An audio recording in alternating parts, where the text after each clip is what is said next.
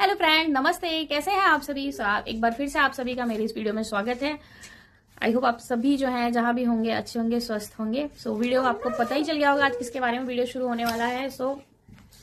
Video शुरू करने से पहले आप सभी से एक रिक्वेस्ट है कि चैनल को सब्सक्राइब करना बिल्कुल नहीं भूलिए, जो भी नए हैं चैनल पे, और वीडियो को ढेर सारा प्यार दीजिए, लाइक करिए और शेयर करिए। और वीडियो शुरू करते हैं। फ्रेंड्स, आज का जो हमारा वीडियो होने वाला है वो है जगत माता। जी हाँ, राजमाता, जगत माता, लिपस्टिक माता, जो भी आप उनको बोल लीजिए। फ्रेंड, वीडियो को शुरू करते हैं। तो जगत माता जो है, उन्होंने अपनी वीडियो में अपनी गरीबी तो क्या ही बोले, आप सब वीडियो को आगे सुनेंगे जब, तो आप सोचेंगे ये कौन सी गरीबी है कि गरीबी में इंसान इतना सब कुछ कैसे कर लेता है। ठीक है, तो ओके बेटा। बच्चे बीच बीच में आके अपना भी बता के चले जाते हैं, सॉरी फॉर डिस्टर्बेंस। फ्रेंड्स, उन्होंने बताया है कि गरीबी में उन्होंने स्टोव पे जो है खाना बनाया है, और वो जो राशन कार्ड में जो मिलता है, केरोसिन मिलता था, वो लाके वो खाना बनाती थी स्टोव पे। मैं राजमाता को बताना चाहूंगी कि वो आज के मुझे लगता है 30 साल पहले की बातें बता रही हैं। तो उस टाइम पे सब ऐसी तरह से रहते थे गाँव में। स्टोव पे तो वो बहुत ज्यादा बता रही हैं, फिर भी उस टाइम चूल्हों पे खाना बनाते थे लोग, चूल्हे के ऊपर। ठीक है, और फिर भी तो वो जो है स्टोव पे खाना भी बना लेती थी, चूल्हे पे खाना बनता था उस टाइम, वो भी बहुत बड़ी बात है। ठीक है, उन्होंने ये भी कहा है कि वो इतनी गरीब थी कि इतना सब झेला, 2 बच्चे हुए, दूसरे के बाद तीसरा जो उनका बेटा है वो उन्होंने उसको कंसीव किया उस टाइम पे। फिर उन्होंने एक बहुत ही गलत मैसेज जो था वो भी दे रही थी कि उन्होंने डॉक्टर के पास गई, दवा ली, छोटे बच्चे को वो मतलब खराब करना चाहती थी। जो भी था, डॉक्टर ने उनको सही दवा दी, गलत दवा दी, क्या हुआ क्या नहीं, आप उनकी वीडियो में जिसने देखा होगा वो देखा होगा। तो फिर वो बता रही थी। तो मुझे बस उनसे इतना ही पूछना है कि जब आपके पास इतनी गरीबी थी, 2 बच्चों का मतलब पाल पोस नहीं पा रही थी, उनको सही तरह से खाना नहीं दे रही थी, और तीसरा 3rd बच्चा आपने कंसीव कर लिया था, तो आपको क्या जरूरत थी शहर जाने की? आप इतने बड़े शहर में क्यों चली गई, सिवान रहने क्यों चली गई? आप गांव में रही होती, गांव में जो भी लोग, जैसे आपकी देवरानी जेठानी सब रह रही थी, आप भी उसी तरह से रह ली होती। फिर आपने बताया है कि आप जो है उस टाइम पे ये वहां गई रहने के लिए, शहर में रहने के लिए गई, और बच्चों के साथ इतना संघर्ष किया है इन्होंने, छोटे से झोपड़े में इन्होंने मतलब ये रहती थी। तो मुझे समझ में नहीं आता है, जब आपने बोला कि आप जो है उस घर में रहती थी, उसके बाद आपने बोला कि हमें यहाँ नहीं रहना, हम स्कूल में ही रहेंगे। मतलब इतनी गरीब थी कि आपने स्कूल भी बना रखा था, स्कूल होने के बाद भी आप बोल रही है मैं गरीब थी, मैं स्कूल में रहती थी। चलो ठीक है, वो टाइम था, उसमें कोई बहुत बड़ी बात नहीं है कि आप स्कूल में रही।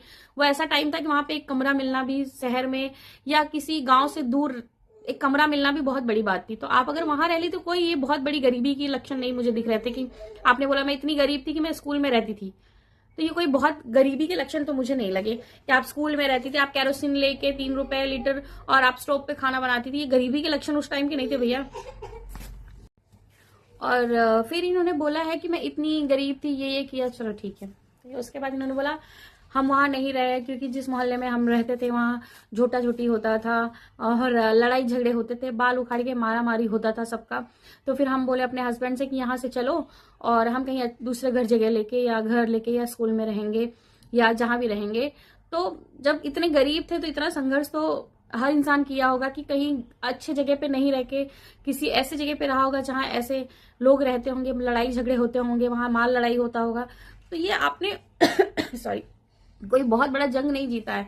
हर इंसान इस फेज से गुजरा होगा जो बिना किसी चीज के शहर से, गांव से शहर, आप तो फिर भी अपने गांव से सिवान जैसे शहर में, सिवान गई है रहने के लिए। लोग गांव से मुंबई जाते थे रहने के लिए या कहीं दिल्ली आते थे रहने के लिए, उस टाइम पे तो वो इससे भी ज्यादा संघर्ष करते थे।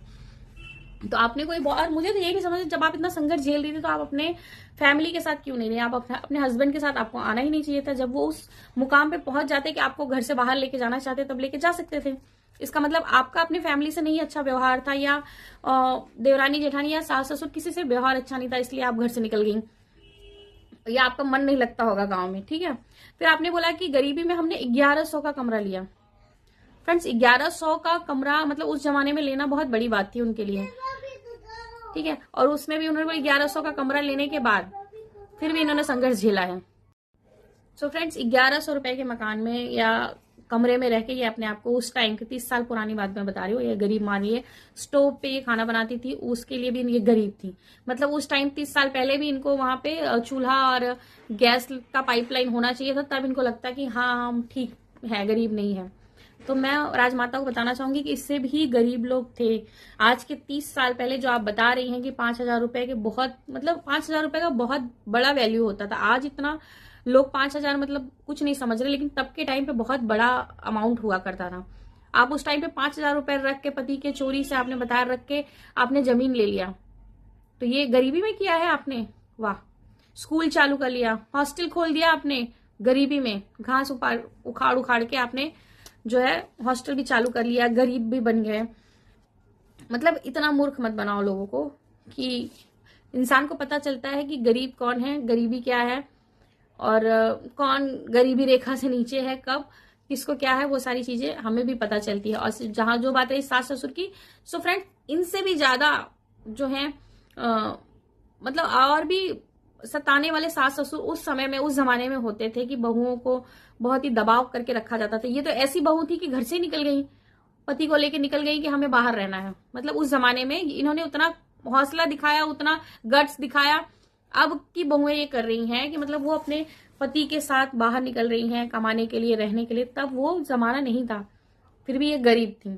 ठीक है, गरीबी में इन्होंने इतने सारे कांड कर दिए हैं, और गरीब होने का अभी भी दावा कर रही हैं कि हम गरीब थे, हमने कितना मजबूरी से अपने बच्चों को पाला है। तो भी तो आपका जो बच्चा लप्पू है वो नहीं समझा आपको।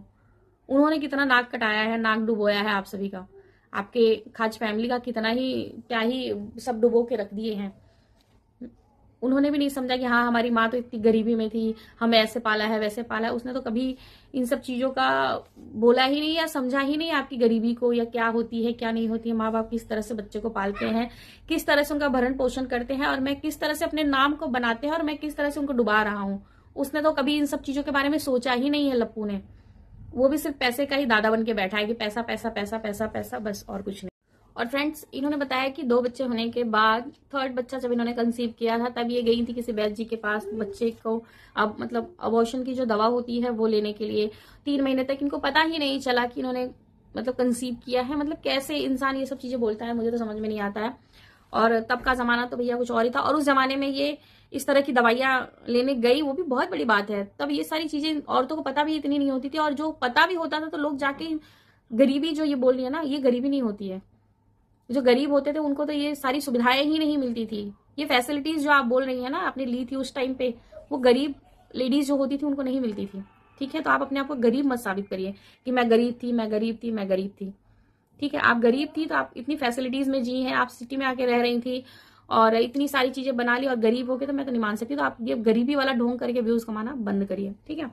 और फ्रेंड्स दूसरा मैं बात करना चाहूंगी, ये तो जो है सो है, एक हमारी चर्चिता दीदी है, रिएक्शन वाली दीदी, चर्चिता दीदी, उन्होंने तो इतना गंद फैलाया है, इतना ज्यादा गंदगी उनकी आज की वीडियो में थी। मतलब वो 2 दिन कहीं शादी में क्या चली गई, उनके व्यूज कम हो गए मुझे लगता है, या उतनी कमाई नहीं कर पाई है, और आज आके इतना गंदगी बोली है ना वो लप्पू लप्पी और इस राजमाता के बारे में, जेसीबी खुदाई। मतलब आप बोलो, आप रिएक्शन दो, बट अपने वर्ड्स जो है ना उनको एक लाइन के अंदर, बोलते हैं ना एक सीमा के अंदर होके आपको रिएक्शन देना चाहिए। इतना गंदा मत बोलो यार, वो भी किसी की माँ है, और वो भी किसी की बीवी है, वो भी किसी का बेटा है। मैं मानती हूँ, मैं भी बोल रही हूँ उनके बारे में, पर इतना गंदा नहीं। जो उन्होंने बस जो बोला है उसको, बस मैंने उसको सही तरह से उनको बताया है कि वो गरीबी नहीं है, जिसको आप गरीबी का लेबल देने ना, वो उस टाइम के 30 साल 35 साल पहले वो गरीबी नहीं थी। उस तरह से हर औरतों ने अपनी जिंदगी को जिया है। जो बिहार जैसे, मतलब बिहार या यूपी या किसी भी डिस्ट्रिक्ट या किसी भी राज्य में वो थी उस टाइम पे, सबने उस चीजों को देखा है। ठीक है, आपको ही नहीं थी कि आपने देखा है। पर चर्चिता दीदी ने तो एकदम ही हद कर दी यार। आपको बिलीव नहीं होगा तो आप जाके उनको वीडियो वॉच करना, इतना गंदगी मुंह से निकाला है ना, बच्चा नहीं हो रहा है, ये नहीं हो रहा है। क्यों, आप बच्चा होगा तो काजल लगाने आपको बुलाएगा वो लपुआ? आप जाएंगी बुआ बन के काजल लगाने उनको? और फ्रेंड्स जो हमारी चर्चिता दीदी, उन्होंने तो मतलब एकदम ही गंदगी की हद कर दी। ओके बेटा, इतनी गंदगी उन्होंने फैला रखी है ना यूट्यूब पे, रिएक्शन के नाम पे वो गंदा निकाल रही है, गंदगी निकाल रही है मुंह से। रिएक्शन नहीं दे रहे हो आप एकदम गंदगी निकाल रहे हो। जेसीबी की खुदाई, तो ये नामर्द, ये है वो है। आपको पता है ये सब बोल के किसी इंसान को अगर बच्चा नहीं हो रहा तो उसकी कितनी बड़ी मजबूरी होगी या क्या प्रॉब्लम्स होगी। आपने कभी इस चीज को फेस किया होगा तो आपको पता चलेगा कि आपने कितना गंदा बोला है। लप्पू लप्पी या उसकी फैमिली के लिए।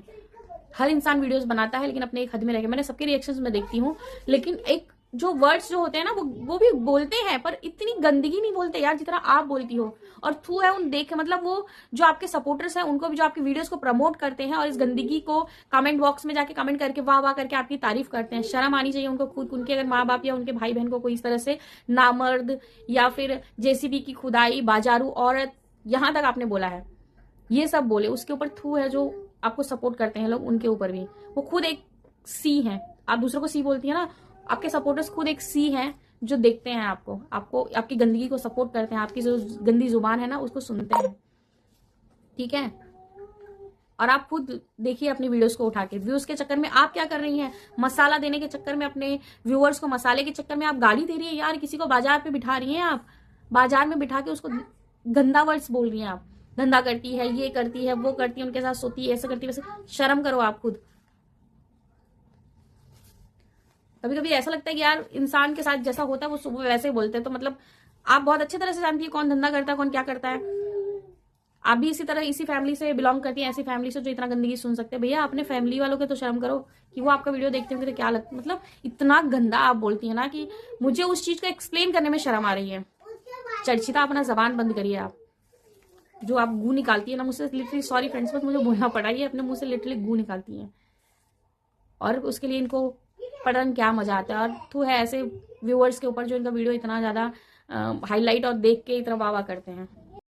सो चर्चिता दीदी, बस आपको मेरी एक सलाह है कि अपनी गुजे से मुंह को बंद करिए और गू निकालना भी बंद करिए।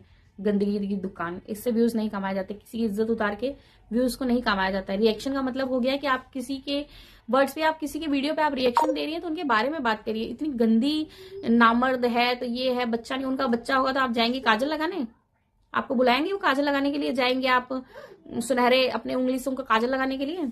बेवकूफ औरत, समझ में नहीं आता है कि बोलना क्या है, नहीं बोलना है। किसके घर में किसी की माँ को आप बाजार में बिठाती हो, शर्म करो।